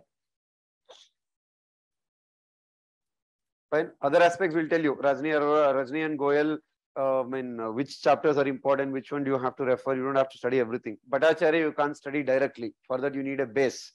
All those aspects will tell you. But first start with IGNOU and Radha Binod Arimam. Of course, in class, you'll get those notes and sir will give you that handouts and everything. I'll normally, my studies, we'll discuss and then we'll note it down there itself also. So it's a combination. Now, if you ask as a whole, what is expected by UPSC, basic idea what you have to understand, you should have a very good balance between theory and practice. For example, as we told just now, so there is something called as this motivation factor, leadership aspect, historical aspects will be there, everything. So those theory aspects, you should be able to link it to the practice. Like for example, you will study something called as this. Have you heard there's a very famous scholar called as Abraham Maslow. So he has told that needs hierarchy. Every stage your needs will keep changing. If you for a normal, like let's say in general, first there will be something called as physiological, means you have to take care of your what? Food, shelter, clothing, that aspects. Then you need a job. Then you need some security for your job or for your life. Then you need some self-respect. You'll start expecting that. And then you need something kind of a position. Then broadly, there is something called a self-actualization need. Those are all how needs change. Based on that also, you can apply it to the administration. That for example, like let's say if you're talking about a normal, have you heard like let's say 10 years into the service, 20 years into the service, a lot of even people who get through IAS, IPS, they resign. Have you seen Annamalai resigned? There are a lot of people who, Bhaskara at least 1 or 2 years before service, but there are a lot of people who resign. Actually, you can link it to administration also, because after 10 or 15 years, you need something what kind of, they call it as technically what job enlargement. That means you need something more curious. You need to keep growing ahead, right? Or else what you'll get bored. Based on that, you have to design administration also. Why does that happen? In Indian administration, are we changing it accordingly? Like today, you all obviously your basic needs are already met. You are not struggling for food or something like that. You need something to achieve. When you get into service, if you don't find that, so now I have to work under too much of pressure, politicians will not allow, your seniors will not allow, people pressure is more, media pressure is more, what will you start feeling? That I don't have a career growth here. I may have a job security, but what you may miss in the next 5 years, now today you will be searching for job security. After you have job security, what will you search for? I need something more. I need to do something innovative, creative. I need to grow more. If you don't have that, what will you start feeling? What am I doing here? I should do something new. Those are all actually theories itself. There are a lot of people who have talked about it. That also we can link it to your administration. Why does that happen? That is typically why a lot of IAS, IPS, IRS, why do they resign is also the same reasons. To a large extent. Fine? Yeah, because they would have seen how politicians or the bosses, how they control that. So how they can go to those positions, all those aspects. Yeah, that is the major aspect. Link theory with practice. Link paper 1 with paper 2. Knowledge, even if you look at UPSC means, that notification that you get, they have clearly mentioned for GS what is the expectation, for optional what is the expectation. For optional expectation is you should have on an average around honors or master's level of kind of hold on the subject. For GS, they have clearly told you should have a broader understanding of the issues. This is the words itself they use. Your ability to think broadly and then generate come up with a clarity of expression and simple kind of answers. That is GS expectation. This is what? Optional expectation. Honors level, master's level of kind of orientation. You can't write how you write in graduation. Anything you will write the same answer. So again write the same thing, again another way, you keep on writing. That all kind of things which will not work for any optional for that matter. In general itself, for UPSC itself, that kind of orientation you need. Fine? But yeah, you don't have to become like a kind of a scholar, or you just have to have a broader understanding of the theories like an expert. You should be able to link, that's the greater aspect. Link theory to practice. Link Western thinkers also to Indian administration. Sir was talking about Weber, participative management, all those things. How can you use that to Indian administration? The present, what you see, all those aspects.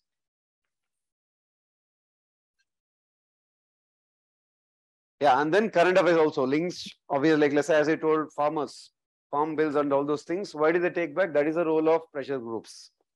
How social media will have an impact on administration. Fine, how religion will have an impact on administration. How there is a concept called as political culture. Just now I told you in that how has that changed. The party, which party gets into power will also depend on that. Now today, almost like let's say it's a kind of era of BJP. So religion will have a greater role. How that kind of orientation will change. All those is how you link it to the current affairs. Each and everything you can link. But you should have that knack. Inter-state relation, interstate relation, Weber to Indian administration, leadership thinker to police, or Kautilya to today's, as I told, all those aspects. That is called as interlinking to current affairs and dynamism. But you don't have to worry too much about this dynamism aspect, because you can go look into the previous year questions. Any option you take, I'm not telling about in general, this optional, as I told, every year, 2/3 of the topics will, 2/3 of the questions also will more or less surround around the same topics. The way they ask a question will vary. That is more than expected, right? When you're writing for an exam like civil service, you can't expect the same question to be copy pasted. Obvious that is. So, but the topic in and around will revolve the same. 2/3 of the important topics is exactly the same. Your focus should be there. Right? If you do that, then if you have a good hold on how to interlink, you can obviously manage. Humanities, any option you take, that's the challenge. You take sociology, you take PSIR, you take even for that matter psychology also, or this also. That is the biggest challenge that you have. That's an advantage also in a way. You don't have to keep on beheading each and every. If you have a broad understanding, actually you can, like let's say for example, you have Apurva Basu, who has got rank 190, 191. So she used to, I mean, she had taken classes in Delhi, but she had come back here. She used to write answers. We used to correct her answers also. It was actually her first mains. I mean, she has got, I mean, you might have seen her name. So, but then she used to write broadly, interlink better. So, though she did not have an in-depth hold, that's the reason she was able to get that kind of score, and she has got that rank in the first attempt itself. Fine? Yeah. So how can we, do we need to connect paper 2 to paper? Yes, yes, yes. You have to link theory to administration as well as administration to theory also. How can we relate, as I told now, examples that way? Leadership theories or motivation theories, how can you relate it? Those aspects. I'm from arts background, can I take it? Actually, background doesn't matter to a large extent. Obviously, you can take it. In fact, it's a kind of advantage itself, because one or other we would have studied about administration or management there. A test series we may, but I mean, we are starting to, we're about to start the test series also. But as of now, you don't have to have test series. You have to focus on basics.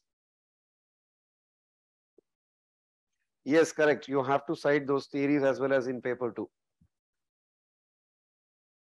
What is expected that you should, of course, public administration will act like an instrument of socio-economic transformation, nation builder, obviously. So they tell, there is a very famous quote which it says, for the ideologies, let them fight. That means, is your country following communism, capitalism, socialism, what kind, or is it a monarchy, is it a parliamentary system, presidential system? Wherever you will go, what factor will always remain the constant one? Administration, because ultimately, who has to implement?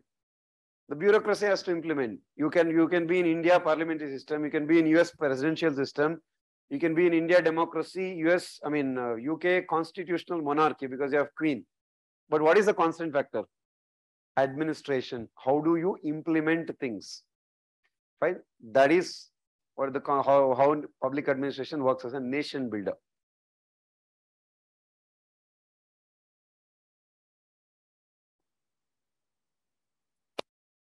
Yeah, how should you approach? First, you need basics. Any optional you take, any subject you take, first is what always? Foundation. So you should have that base first. Go through the classes, go through the basic books, ignore Radha Binod Arimam, those things, get a broader understanding, try to keep linking paper 1 to paper 2. Obviously, throughout the classes, we'll discuss that. You start linking what current affairs also to a large extent to your things, I mean to your basics. Then gradually you'll start developing that. Fine. Like let's say, for example, those before you who have completed already the optional classes now. So even today, few people had come. So we have told them that what's now start making short notes. In classes, you will have detailed notes, but you can't study the detailed notes and revise that for your exam. What you should have? You should have short notes. For example, Nitin was there, Nitin Biju, who had got rank 80 in rank 82 or 84. He was from inside itself. His option is for bad. So he had also scored somewhere around 270s, 280s. Fine. He had told we had an orientation. If you want, you can watch that video also. In inside YouTube channel, you have that. You go search PABAD class or orientation with Nitin Biju sir. Fine. He said that he had made somewhere around 50 to 60 sheets. He had written entire paper on 60 sheets, entire paper to 60 sheets. And he just revised that and he wrote that in an exam.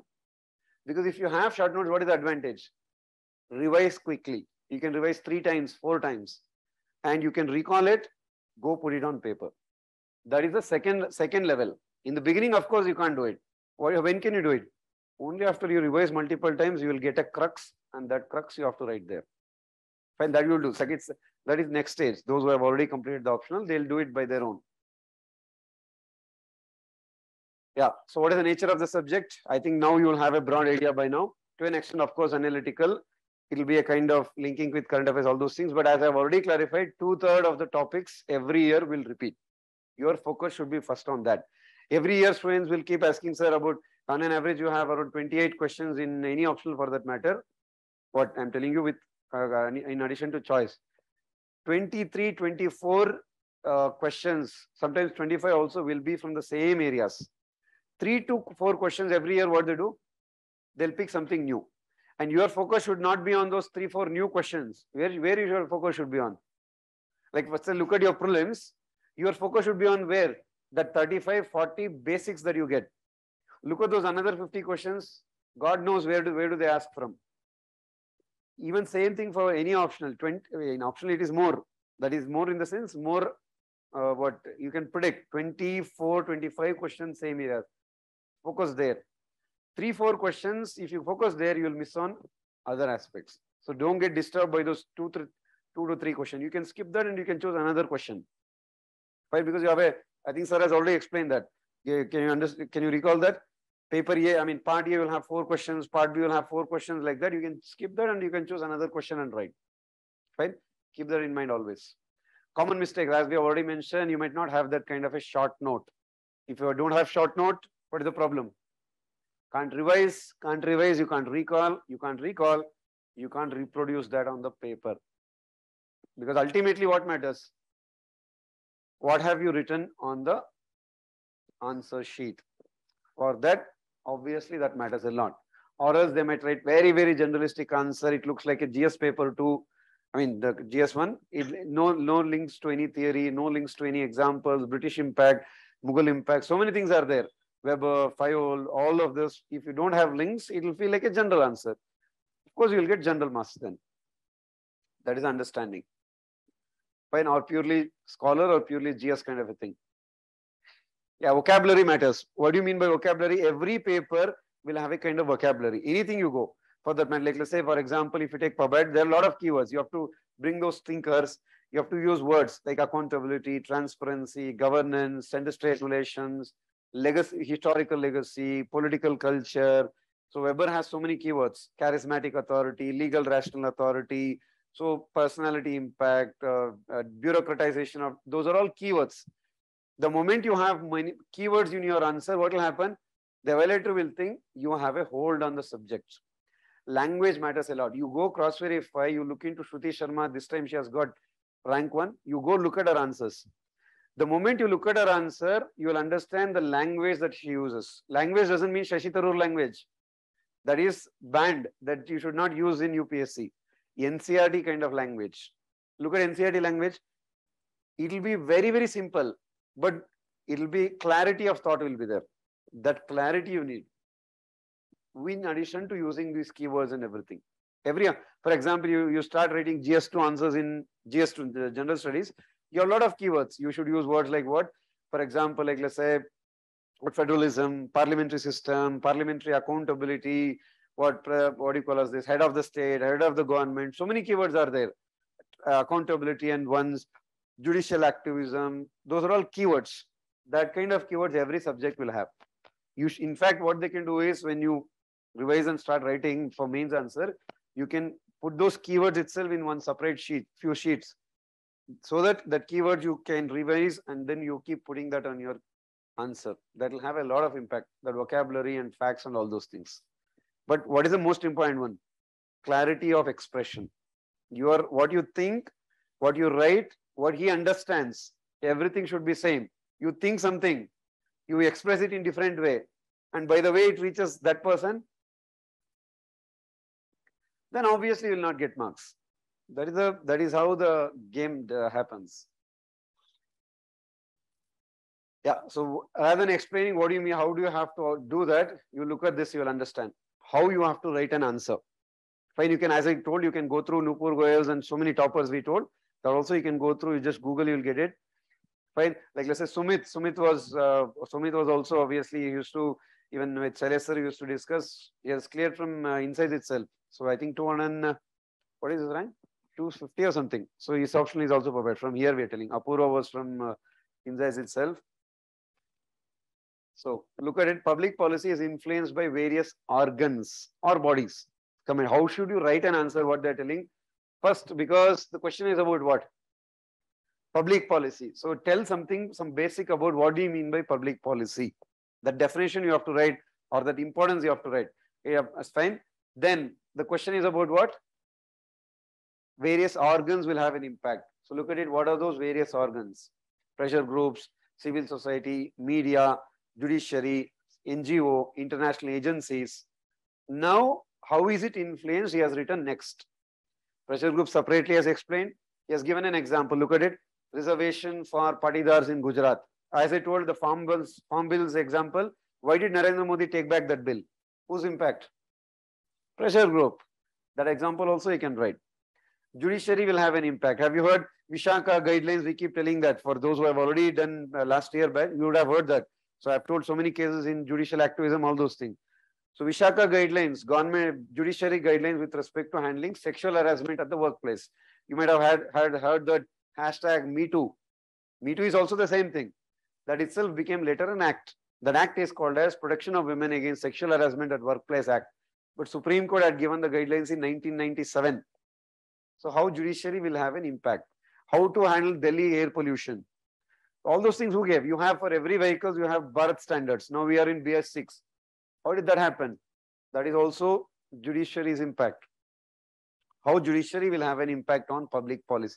That examples you have to write. It's like how he has written. Look at that, for example, framing of sexual harassment at workplace bill. Workplace prevention policy was based on Vishaka guidelines, Supreme Court. If you write example, they'll feel, okay, fine, you are able to link. Then civil society, another example he has given. Obviously, you have heard Anna Hazare's very famous movement in 2013, 2012, which is what led to Aam Aadmi Party later, Arvind Kejriwal. So Jan Lokpal, India Against Corruption movement, we call it as. That is what led to Lokpal bill. You have heard, Lokpal, Lokayukta would have heard. How did civil society in general had an impact? That one. Then NGOs, obviously there are so many things. Because PETA protested it a lot, now they have banned, not banned exactly at that time when he had written, but Jallikattu is now regulated, because you might have heard Jallikattu. So a lot of people say PETA is what? People's Ethical Treatment of Animals. That's a group. It's a Western-based group, US-based group. So they feel that it's a kind of cruelty against animals. But we feel, or at least people of Tamil Nadu feel, it's a part of their culture. So, but then now it is regulated. You can't so easily use what that kind of, they use those, whip and chati and everything. That kind of things you can't do now. That's also NGO's impact. Media, obviously, to what extent social media will have an impact. You might have heard there's something called as fake news. So how fake news will have an impact. All those are media. How media will create an opinion and then it will have an impact on policy also. International organization, look at that. That I told you that 1991 LPG reform itself was based on IMF pressure. That is also that you can write an example saying the new economic policy of 1991 was based on influence of IMF. Those are all kind of examples that you can use. Then just if you want to make it more kind of appealing, you can use a kind of these kind of diagrams. This is a topper's answer itself. So you can use that kind of diagram. Look at how he uses. So he has told there's a technical model that's called a black box model. Get the inputs, process it, and then give a policy. So demands, it might come from intra-societal environment, extra-societal environment, everything from various orders. You process it, and then you come out with this policy. That's called as, technically we call it as policy outcome, policy analysis, policy science, policy monitoring, policy evaluation. Those are all various stages are there that we'll discuss gradually. That he has explained beautifully in a diagram. So if you write like this, what will the evaluator feel? That you understand better, and you are making their work easy. That's what what do they famously keep telling? If you make evaluator's life easy, he will make your life wonderful. If you make his life difficult, he'll make your life worse. So that's why you have to communicate very, very easily. Remember, he's a person already in his 50s or 60s. And if you make his life, if he is like, what have you written? And if he starts reading your answer again, understand there, your marks is gone. He should not even study your answer. Keywords, you should look at it, okay, fine. You should keep on moving like that. To that extent, you should make their work easy. Yeah? Yeah, that itself, technically, we have mentioned it as what you should not be there. Don't beat around the bush. Use diagrams, flowchart. This applies even for your GS also in general. Keep it always simple to the point. That you'll get to know gradually over a period of time. Use proper under address all the subheadings of the question demand. For optional, link it paper. As we have here, look at how he has written. He has written black box model. He has given example. Everywhere he has linked. He has used diagrams. That's what you call it as. Fine. And yeah, so what is the advantage if you do your classes here itself? That is, answer writing will be integrated with your preparation, and mentorship, of course, you will have support, no clash with your GS or CSAT classes or tests, strong peer group. That matters a lot. Have you seen, for example, if you have around 3-4 people who keep studying together, one year, one person might clear, another person might clear, but most of the chances that entire group will clear, because you will get that kind of a confidence that if my friend has done, why can't I do it? That push you will get. Not that everybody will clear. You know by now, the moment you enter, you know what is the number of people who enter, on an average every year, how many will get through. Of course, you know all those things. But if you have that very strong group, you have a high chance of clearing, because you need that support constantly. And of course, I have written 5 mains with PubAd optional. Shailesh sir has written with 5 mains with PubAd optional itself. So obviously, you have a lot of experience with that. So with obviously that kind of whatever we did positively, whatever limitations that we had or what we did wrong, all those experience also, you will keep getting that. That's more than obvious. So with respect to that experience. Yeah, this is a kind of a code that we have put, that you can see. Yeah, what are other any specific doubts? So between correlation between paper 1 and paper 2 will be discussed in class in detail. Of course, or else obviously you will not even get that hold. That obviously we'll do. So please tell the difference or advantage of this option over science related one like geology. Any science related option you take, I'm telling you right from what? Engineering, civil engineering, mechanical, physics, math, geology, anything you take. What is the advantage of science subjects? Whatever you have, there is no analytics, there is no huge current affairs linking. You by heart, you go put it there. Fine, that is the advantage. What is the disadvantage of science subjects? You have to study a lot. Too many things will be there. You have to by heart a lot. If you take especially engineering or maths or physics, too many things. 4 or 5 years, what you study, you have to study everything here. Then you will not have any overlap with what? Your GS. No, what overlap you will have with maths and physics in your GS1, GS2? Obviously, you will not have anything. You may not get that kind of classes, faculty interactions, test series, peer group, nothing you will have. But still you can choose, provided you are very strong in your graduation subjects and you are very confident about that. You are like, I know the challenges, sir, but still I can go ahead with that. Of course, you can choose. There are a lot of people, lawyers continue with law optional most of the times. or what, doctors continue with medicine most of the times, fair enough, because they would have studied that, they will have a hold on that. If you are good in engineering, you can choose that all subjects also. But our engineering, we know to what extent are we good at it. So that's a different issue. Fine. So you have to choose based on that. Think again, and then you try to take a call. As I told, so last year Apurva was there, Sumit was there. Few other people had written mains, but then they could not clear mains. So now they're again working. It's a constant process. That to an extent. Actually, in PubAd, you have more. I mean, with respect to polity, I'm telling specifically, because we talk more about this administration and all those things. That aspect, more or less, you can say same. There is no major difference in that. I think in PSR, part 2, I mean, or what do you call it as? Yeah, part 2 of paper 1 is polity. For us, it is part 1 of paper 2. That aspect will remain the same. And in PSR, the focus is more on what? What is this idea of state? What is Aristotle thing? What is you might have attempted? I mean, you would have gone and sat for those orientation also. That is more there. Here we focus more on how do you implement role of IAS, role of IPS, Kautilya's impact, Weber's ideology. There is a thinker called as Fredericks. Those aspects. What is planning? What do you mean by finance commission role? That aspect, practical aspect is ours. Large theory aspect is philosophical aspect is theirs. There is more theory. You have to play more there. Play more with keywords, this, that, everything. Here it is more administrationally oriented. That is the difference. Right? Should we give the same approach to both polity and public administration? To an extent, it will similarity also is there, but you have to apply more here. You have to bring in British legacy and all those things, which you don't have to do it there in your general polity. Sir, what about literature optional? As I told, I have already clarified. You can choose any optional for that matter. Should I choose, sir, if you ask me, sir, should I choose literature optional? That I can't tell. How can I tell you choose this, you choose that? We're telling you what is the. But what I have seen normally is they'll tell, sir, I am a Kannada Bhakta, I have Kannada Abhimana Jasti Nange Adhike. Please, that one you don't do. You go look into the subject, you are good with that, you choose. Then 2-3 months down the line, if you feel, sir, I am a kind of lover of Kannada language, all those things, but I can't write. What is the use then? What will Vatal Nagaraj come and give you marks? When you are ultimately, it's all about what? How do you put it on paper? Can you write quickly?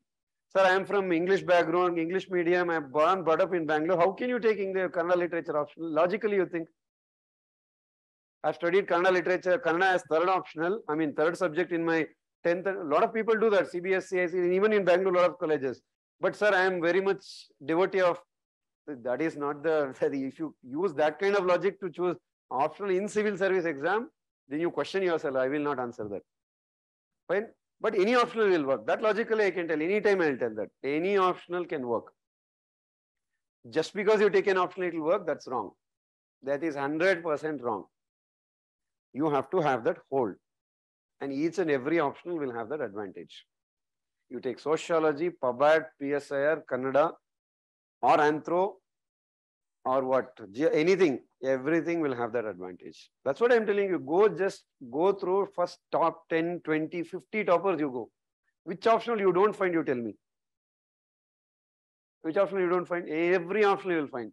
Economics, a lot of people have cleared. So there is no hard and fast rule like that. Use your understanding of the subject, interest, background, as I told, faculty, which faculty are you comfortable with, and kind of peer group. Based on that, you choose syllabus and all those things. And no, it's not like that, Varun. Does this optional demand greater chunk of time in current affairs? It's not like that. Whatever in general, obviously you'll study current affairs for your GS also. For prelims you'll study, for mains you'll study. You should have that knack to link that here. Like let's say when you see this farmer protest, that you can use it in your GS to answer also. When you study the same thing, what you should tell yourself? Okay, I can use this point in public policy also. Like how he has used that. That knack you should have. Fine. So that is how you have to link. For example, when you study about, like, let's say some issue, center state ka kuch, what conflict is going on. Remember, like, let's say Mamata Banerjee told we will not allow CBI to function here. That you can link in GS2 also. That's they call it as confrontational federalism. The same aspect you can link in PABAT. That knack you should have, not like studying separately. Don't think like that. Same thing you should be able to link even to GS, even to public administration.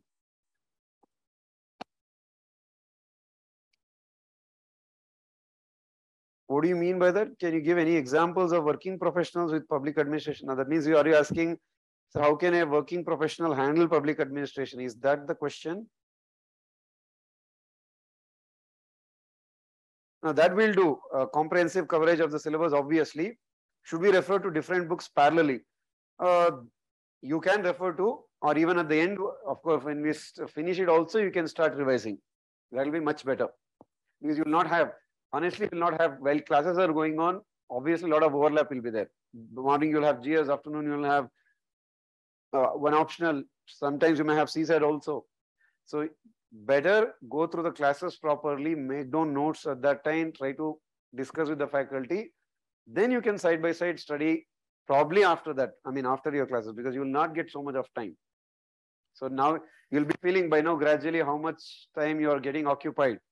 For the next 6 months, you'll get occupied more so. Maybe for those who have already completed that 2022 batches, you will get more time because for your basics are already done. 2023 batch, that kind of a time aspect, you will have a challenging factor. Now, that's a constant process to improve your analytical skills. The more and more you discuss, obviously, you will get that. So, fee structure, fees, you can say it will be around 30,000 itself. That is a normal way. Every optional will be in and around the same. You might have seen sociology is also, or Kannada literature also, they would have told the somewhere in the same range, 28, 29, 30, that range itself, it will be there. Course, that's what we are thinking. Batch 2, when did you start batch 1, batch 2, like this year batch 2? When did that start? April or May?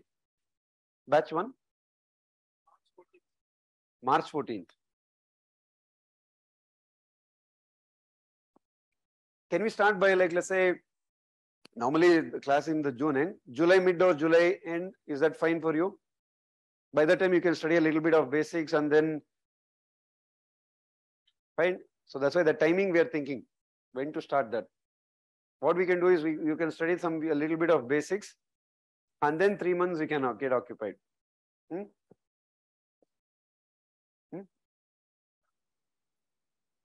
You're feeling as early. For you guys, you may feel like that, but those who are doing now, I mean, 2023, when do you feel is the right? I mean, what do you guys feel? Because your polity itself, basics are not yet done. After you do that, it will be much better. Yeah, we're thinking about the timing. We'll announce that. We'll let you know that. That's the reason I asked you how many are from which batches. Because mostly, generally, they have told the June end will be the optionals, right? So for 2023, July mid or end will be better. Last year, July will be. How many will you think, like, let's say June mid or July mid or July end is also fine? Like, can you? July mid, July end is also fine. What is the reason? What do you think?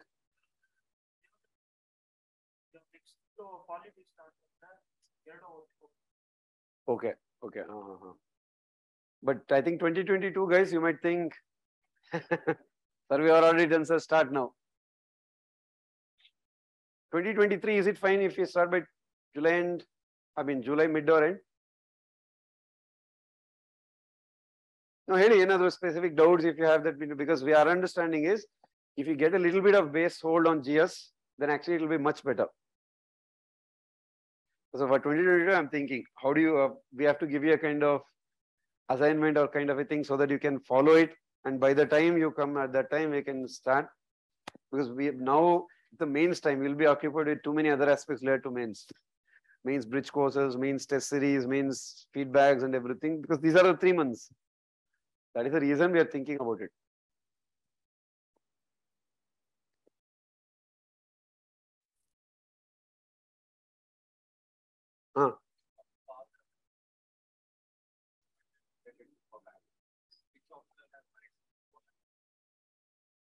That will be PubAd or PSIR. That is obvious. I mean, he has sort of all the optional subjects which will have a more overlap with GS. That of course it is either public administration to a large extent and PSIR, because PubAd you will have a lot of advantage in ethics paper also. Same aspects you have to use: governance, transparency, accountability, RTI, those aspects, leadership, motivation. That is true. But the approach is a little bit different. Like let's say how you write in PubAd, the same way you can't write in your GS2.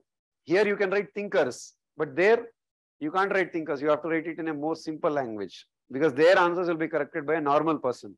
Here answers will be corrected by your respective professor. PubAd lecturers or professors, they will correct it.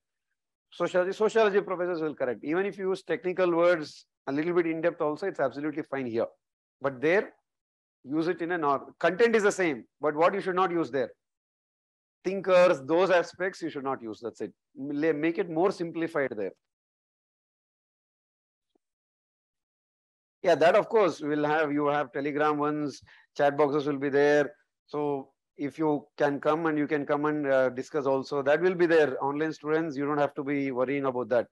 You will be miss that kind of a touch with the faculty and all those things.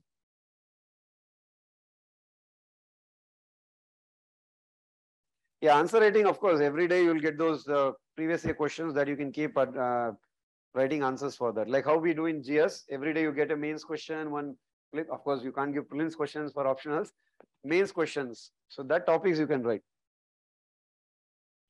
Sir, July end is better. We have no idea on polity also. That 2023 batches might be feeling like that. That's right. Based on that broader ones, we'll discuss. We'll come up with a date. Fine, fee is clear. Any other doubts? Go on. Kili.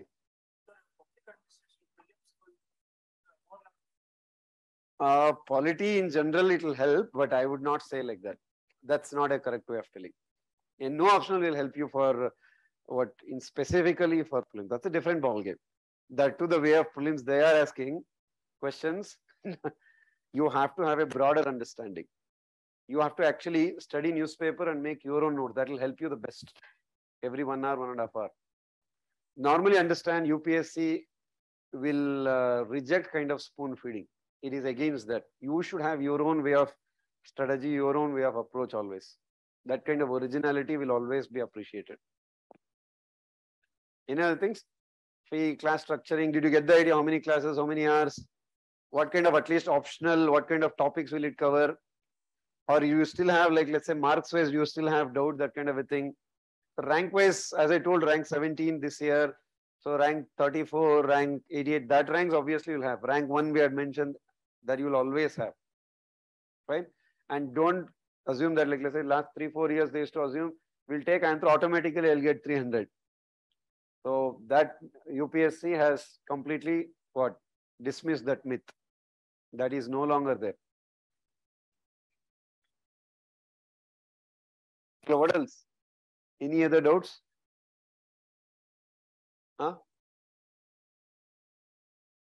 Is that fine? Allah, that will be there in every optional. Even in GS you will have. Criticize doesn't mean you have to criticize. Very basic point you understand. You are getting into civil service. You're working and you're going to work under them. Why will they ask you to in general criticize? It is about evaluation of the policies or acts or bills or anything for that matter. You can't directly criticize the parties. In general, you can't write like how Hindu writes the answer. Hindu write those editorials. That is the way you should not write a UPSC answer. That is the point.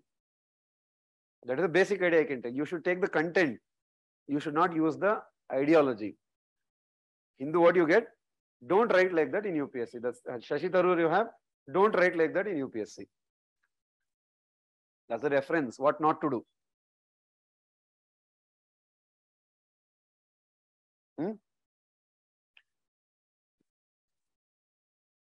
So can batch 3 students join this, or there will be another batch for PubAd? Batch 3 means you're telling next 2022 batch 3. The timing will announce. Sir, with respect to optional subjects, the trend of subject matter, that's what I'm telling. So last 2-3 years, if you see, UPSC had made sure every optional will have that kind of a level playing field. Unless you have a very great hold, you will not get more than 300. Fine, that is the way. 280s, 290s. Any year RB had put 288 and all those things. Any year you will be eligible for top 50 then.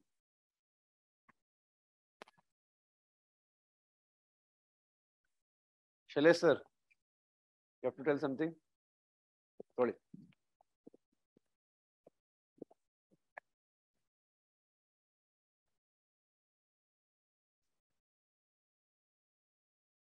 I think Manjunath sir has already answered all the questions here.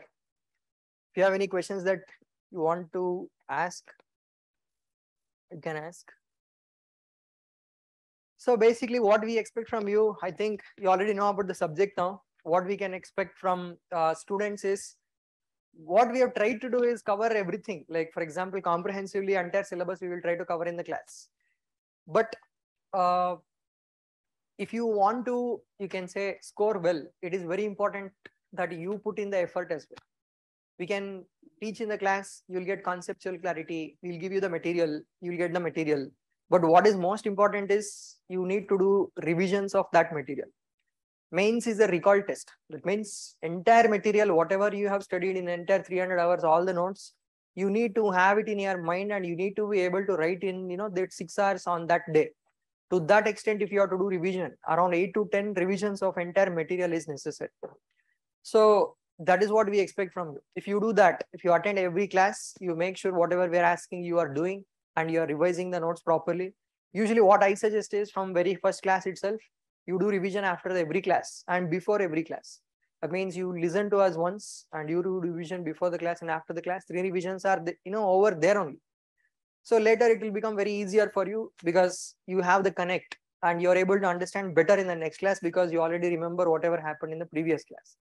So if you follow this format, you don't need to spend much time as well. For 3-hour class, if you spend 30 to 40 minutes, you can do revision. So this is what our expectation from students is. Those who have done this in previous years, they have performed very well and they had the strong hold in, you can say, public administration as well. So overall, if you have any other questions, you can ask. Yeah. No other questions?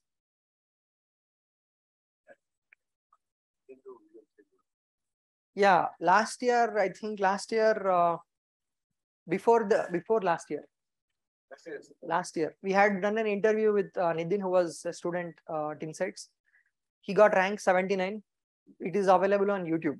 You can see the video there, and he will also tell you in general how he has prepared, and you'll get some insight, some tips with regard to how to prepare public administration, what you can expect.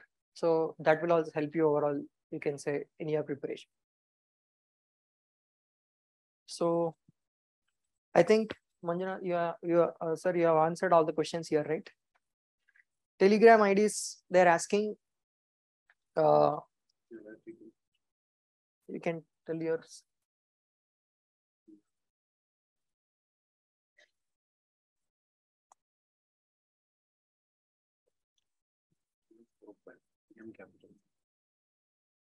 Manjunath 45.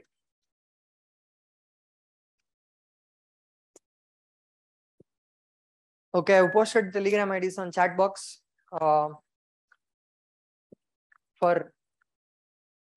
offline students, you can just search my name, Shailesh Bhupalam, on Telegram. You will get, you can send me a message. Manjunath search is Manjunath 45.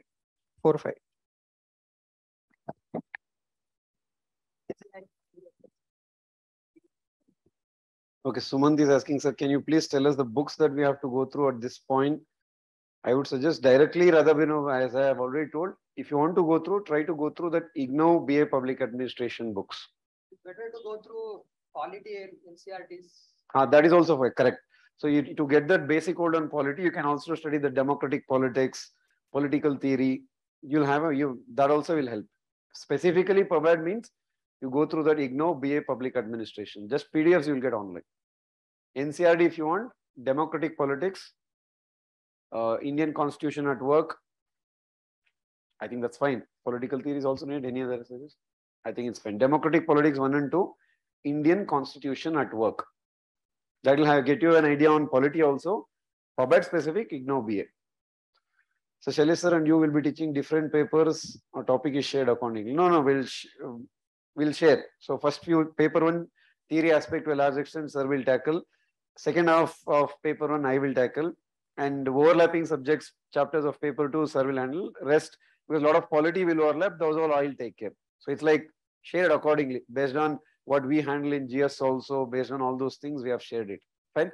Thank you then.